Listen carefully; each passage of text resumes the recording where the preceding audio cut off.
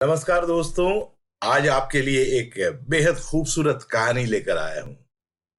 शुभांगी एक गरीब मजदूर की बेटी थी। वो दुर्गा माँ की परम भक्त थी। अपने दुख और सुख में वो हमेशा ही दुर्गा माँ को याद करती रहती थी। उनके घर की हालत ठीक न होने के बावजूद वो दुर्गा माँ को थोड़ा बहुत रूखा सूखा भोग बनाकर देती थी और वो तीनों उसी भोग को खाकर अपने दिन की शुरुआत करते थे।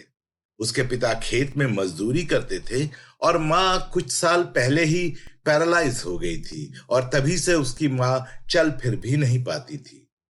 जितना भी पैसा उसके पिता को मजदूरी से मिलता था पूरा ही उसकी माँ की दवाइयों में चला जाता था और घर खर्च को कुछ भी नहीं बचता था।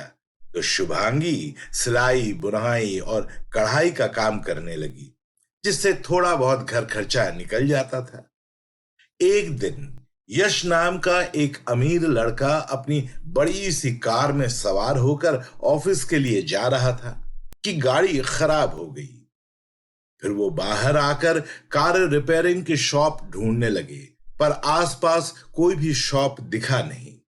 इतने में शुभांगी वहां से जा रही थी। शुभांगी को देख यश उसकी सुंदरता को देखता ही रह गया।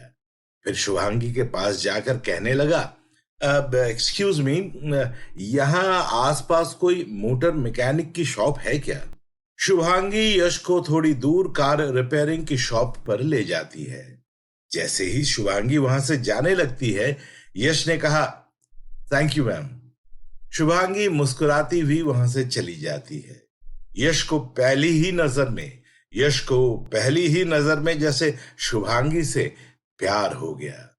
तो वो अपनी मां सुमित्रा और पिता सुंदरलाल को लेकर शुभांगी के घर गया।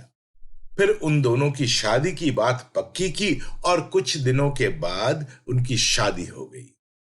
उन दोनों की शादी से सुंदरलाल तो बहुत खुश था, पर सुमित्रा खुश नहीं थी, क्योंकि वो चाहती थी कि उसकी बहू किसी अमीर घर की लड़की हो और जिसे बहुत सारा दहेज मिलता हो, पर ऐसा हुआ न था। उसी कारण सुमित्रा शुभांगी से चिड़ी हुई थी। शादी के बाद जब शुभांगी अपने ससुराल आई तो उसकी सास उसी की गरीबी का मजाक उड़ाती, उसे हर रोज ताना मारती रहती थी, पर उससे शुभांगी को कोई फर्क नहीं पड़ता। वो तो पहले की तरह ही दुर्गा माँ की भक्ति में लीन रहती थी और मुस्कुराते हुए घर का हर काम बड़े मन से करती थी। एक दिन उसकी सास उसे बुलाकर बोलती है, शुभांगी पता नहीं कहाँ चली गई, कुछ काम के लिए बुलाओ तो महारानी को सुनाई नहीं देता। अपनी इस गरीब बहू का तो पता नहीं, मैं क्या करूं? ये बोलकर उसकी सास उसे जोर जोर से बुलाने लग गई। शुभांगी, क्या हुआ माँ जी? आपने मुझे बुलाया, कुछ काम था क्या? मैं अपने कमरे में थी तो पता नहीं चला। हाँ हाँ, कमरे में सो रही होगी, और कुछ काम तो है नहीं। चल छोड़ ये सब बातें, तू एक काम कर, पहले पेन और कॉपी लेकर आ, जरा तुझे कुछ लिखवाना है। शुभांगी पेन और कॉपी लेकर अपने सास के पास आ गई।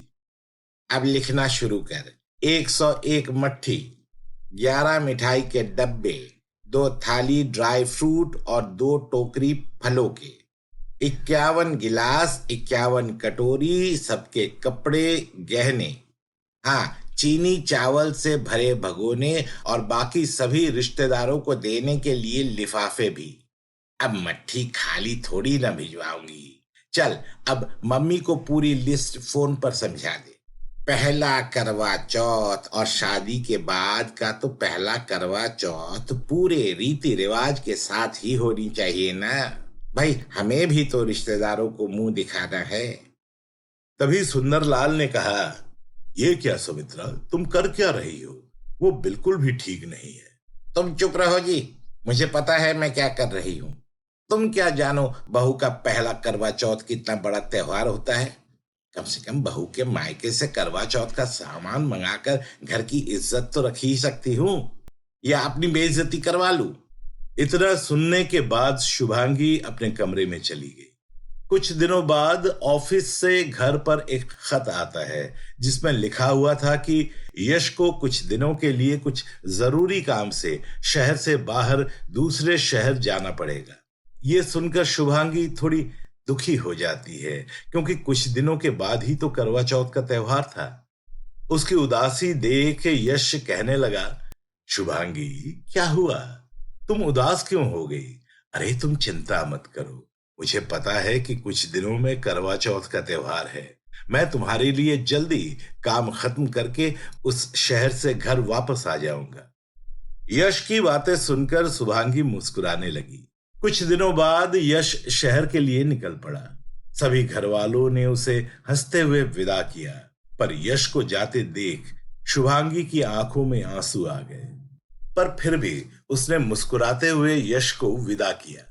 उसी दिन शाम को जब सुंदरलाल बाजार गया, मार्केट में गाड़ी ने सुंदरलाल को धक्का मार दिया और फिर रास्ते में जाते ही कुछ लोगों ने सुंदरलाल को उठाकर हॉस्पिटल में भर्ती करवा दिया।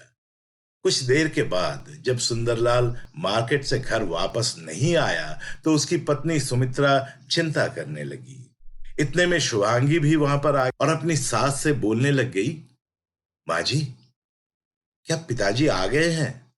आप जरा मुझे बता दीजिए, आज रात खाने में क्या बनेगा तो मैं उसी हिसाब से तैयारी करके रखूंगी। तेरे पिताजी जब घर आएंगे तब ना मैं तुझे बताऊंगी। इधर मेरी चिंता से जान जा रही है और इसे खाना बनाने की चिंता में लगी हुई है। क्या पिताजी अभी तक घर वापस नहीं आए? आप चिंता ना करो माँ जी, सब ठीक हो जाएगा। इतना बोली ही थी कि फोन की घंटी बजती है। शुभांगी भागते हुए जाकर फोन उठाती है। फोन पर बातें करते हुए उसके हाथों से फोन गिर जाता है। ये देख उसकी सास सुमित्रा डर गई और अपने बहू से पूछने लगी, क्या हुआ शुभांगी, इतनी डरी हुई क्यों लग रही हो? माँ जी, पिताजी हॉस्पिटल में भर्ती हैं, उनका एक्सीडेंट हो गया है, हमें जल्द से जल्द हॉस्पिटल पहुंचना चाहिए। इतना सुनने के बाद सुमित्रा को हार्ट अटैक आ जाता है और वो बेहोश होकर वहीं पर गिर जाती है। ये देख शुभांगी दुर्गा माँ को पुकारने लगती है, हे माँ दुर्गा, ये सब क्या हो रहा है हमारे साथ? पिताजी का एक्सीडेंट हो गया, अब मैं क्या करूंगी? यश भी दूसरे शहर में है, मैं अकेली क्या करूंगी माँ? फिर शुभांगी बिना घबराए एम्बुलेंस को फोन करती है और अपनी सास को हॉस्पिटल ले जाती है। शुभांगी बाहर चेयर पर बैठकर दुर्गा माँ को पुकार रही थी और रोते हुए शुभांगी की आंखें लाल हो गई थी।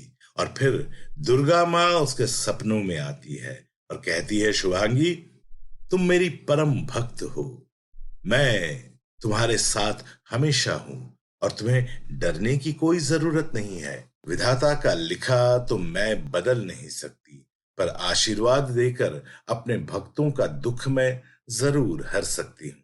भक्तों की पुकार सुन भगवान भक्तों के पास कैसे ना आए। और तुम तो मेरी बहादुर बेटी हो। मुझे पता है तुम हर परीक्षा को अपनी बहादुरी से पार कर लोगी। तुम्हारी इसी परम भक्ति को देख मैं तुम्हें आशीर्वाद देती हूँ। तुम्हारे प्रियजन बहुत जल्द ही स्वस्थ हो जाएंगे। ये बोलकर माँ दुर्गा अंतर्ध्यान हो जाती है और शुभांगी की नींद खुल जाती है।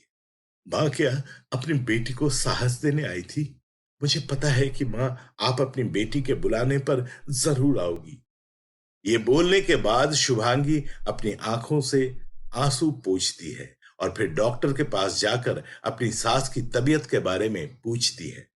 तब डॉक्टर बोलते हैं, आप सही समय पर इनको हॉस्पिटल लेकर आ गई, नहीं तो इनकी जान भी जा सकती थी। अब ये खतरे से बाहर है।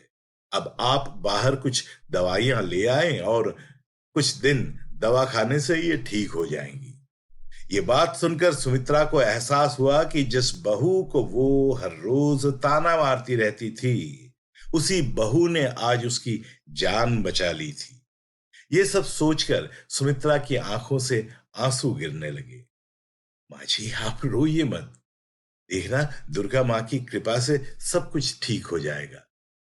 फिर शुभांगी अपने ससुर जी के पास गई और वहां डॉक्टर बोलने लगे, देखिए, हमने ऑपरेशन कर दिया है। कुछ दिनों के बाद ये चलना शुरू कर सकते हैं। ठीक है, मैं इनका खास ख्याल रखूंगी अब से। ये कहकर शुभांगी मुस्कुराती है।